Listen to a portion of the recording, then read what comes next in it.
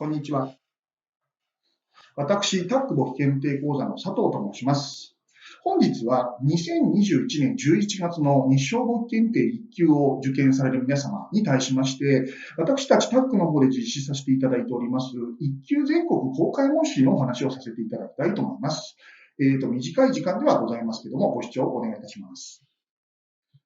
それでは本日はこちらにございますボードにもろもろ記載させていただきましたので、ボードに即してですね、お話をさせていただきたいと思います。まず、皆様3級、2級の勉強を終えて1級の勉強に進まれて、かなりいろんな論点の勉強をして、そろそろ試験が近づいてきているという今かと思うんですね。で、3級、2級もそれなりに大変だったと思うんですけれども、1級は正直なところ、2級の比較にならないほどの学習量、ものによっては論点も難しいところも多々ございますので、とても、ご苦労されてきた今日だと思うんですね。で、その今日現在、あともう少しで試験を迎えるわけですけれども、いろいろ問題を解く中で、最後の、総括といいますか、総仕上げとしてですね、今日ご紹介させていただきます、一級全国公開模試をご推奨させていただきたいと思います。それでは一級全国公開模試、どういう趣旨、メリットがありますかなどからお話をさせていただきたいと思います。こちらのボードの方をめくらさせていただきます。皆さんもご存知のところもあるかと思うんですけれども、一級正直、なかなか普通の問題演習だけ取っても、簡単に解けない問題っていろいろございますよね。で、本試験になりますと、試験形態としては、商業簿記会計約2科目で90分。で、休憩を取って、工業簿記原価計算でまた90分っていう形で解いていきます。ですので、本試験というのは通常の問題演習とは違いまして、ここに書かさせていただきましたけど、もちろん問題解くんですけれども、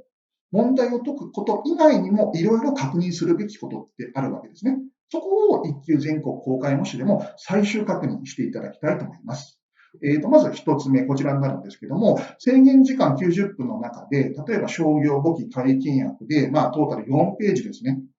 にわたる問題をいろいろ解いていきます。で、例えば会計約の2問目から解いていこうかなとかですね。例えば商業簿記の総合問題にどのぐらい時間を取るべきなのかなというところも合わせて考えながら問題を解かなければならないんですね。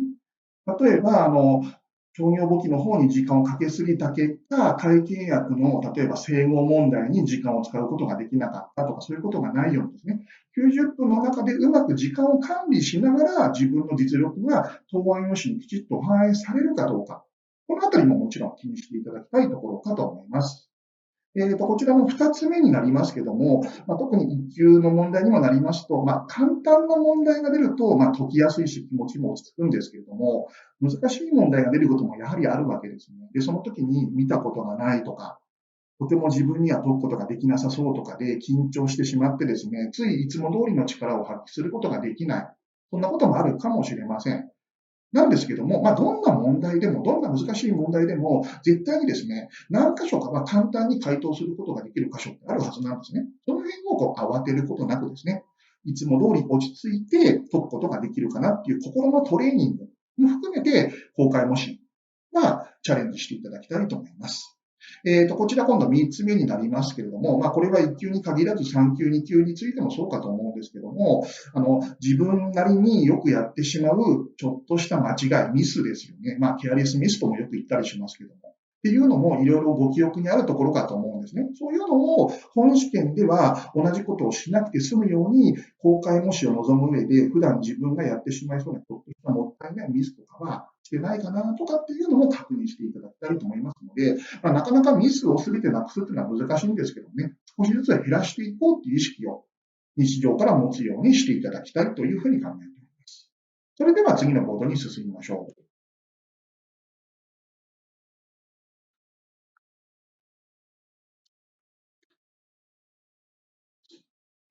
合格答案を作成する意識をしっかり持ちましょうっていうふうに書かさせていただきました。当然、試験を受ける以上合格を目指されているわけですので、当たり前のことなんじゃないのかなというところはもちろんあると思うんですけども、簿記検定はですね、3級、2級と1級で大きな違いとしましては、1級はこれ公表はされていないんですけれどもね、実質的には競争試験、いわゆる相対評価ですよね。70点以上合格っていう判定基準はもちろんあるんですけども、配点が事後的に調整される可能性が高い以上、実質的には競争試験とされています。で、そのような競争試験において勝ち抜く、いわゆる合格を勝ち得るために何をしなければならないのかという、いわゆるこういう業界の鉄則みたいなものとしましては、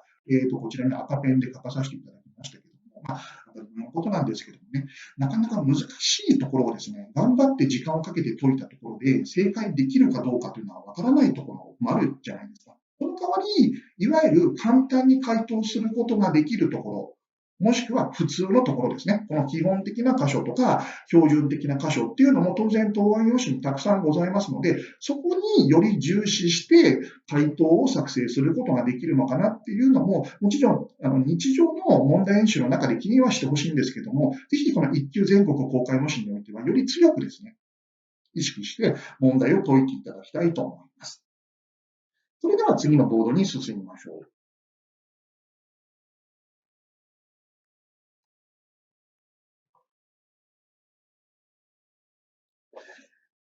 ここからはですね、私たちの方で皆様にご紹介させていただきます、一級全国公開模試の受験の方法について少しお話をさせていただきたいと思います。受験の方法なんですけども、2通り用意させていただいておりまして、上の方が1つ目、自宅受験。これご自宅で問題を解いて、タックの方に答案用紙をお送りいただく受験方法ですね。で、もう一つ下の方が会場受験。これタックの校舎に直接ご来校いただきまして、そこのスケジュールにのっとってご受験いただく方法になります。どちらともご受験することが可能ですので、皆様の、ご都合に応じてですね、この自宅受験、もしくは会場受験をご選択、ご受講いただきたいと思います。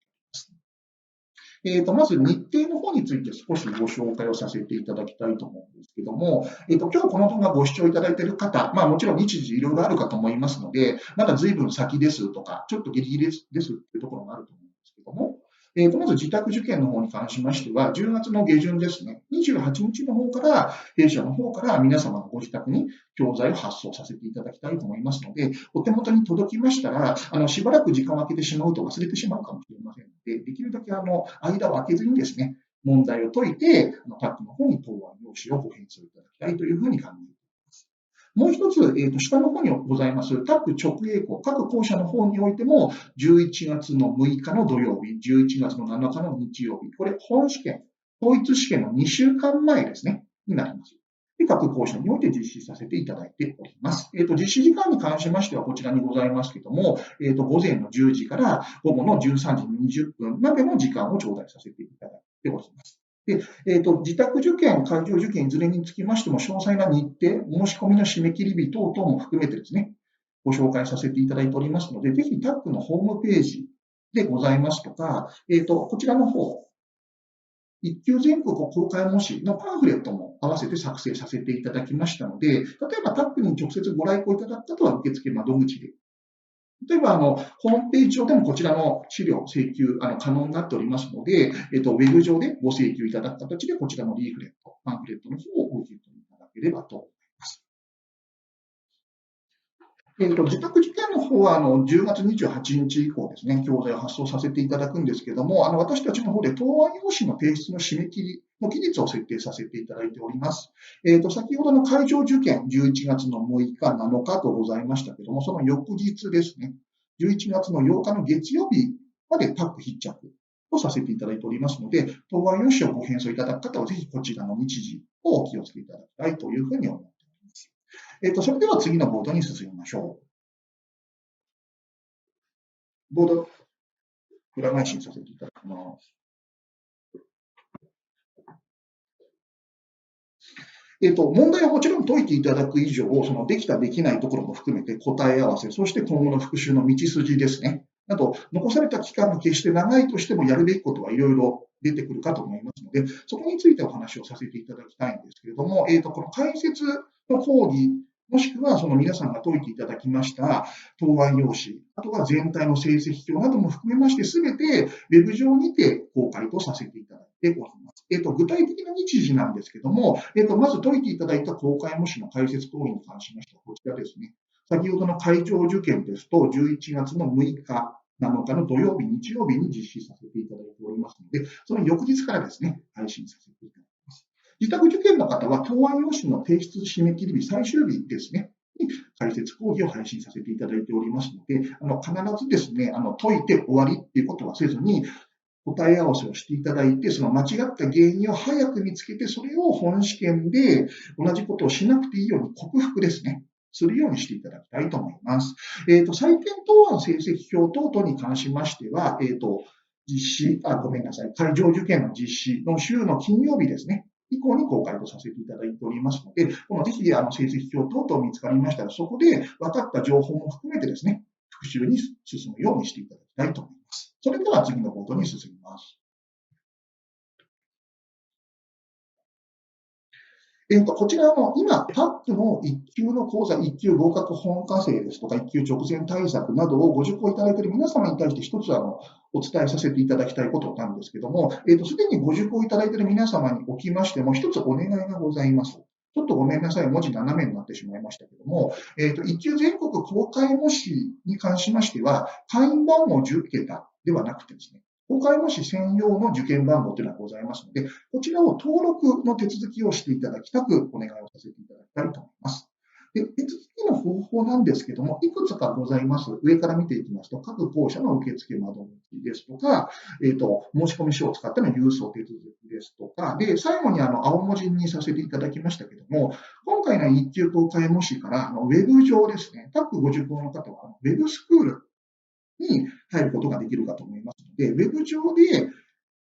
受験番号の登録をすることができるようになりました。で、こちら結構お手軽にスムーズに登録することができますので、ぜひこちらの方もご活用いただきたいというふうに考えております。それでは最後のボードに進みたいと思います。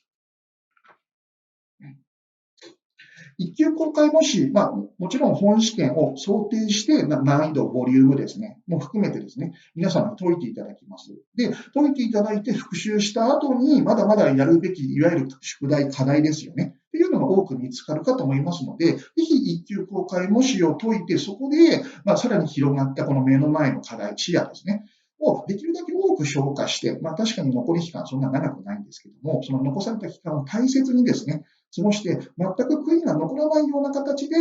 11月21日の日曜日の本試験に向かっていただきたいというふうに考えております。1級公開模試皆様の合格に十分お役立ていただけるように私たち自信を持って皆様にお渡しさせていただきますので、ぜひご活用いただきたいというふうに思っております。以上をもちまして、2021年11月試験対策の1級全国公開模試についてのお話とさせていただきます。今回はご視聴いただきましてありがとうございました。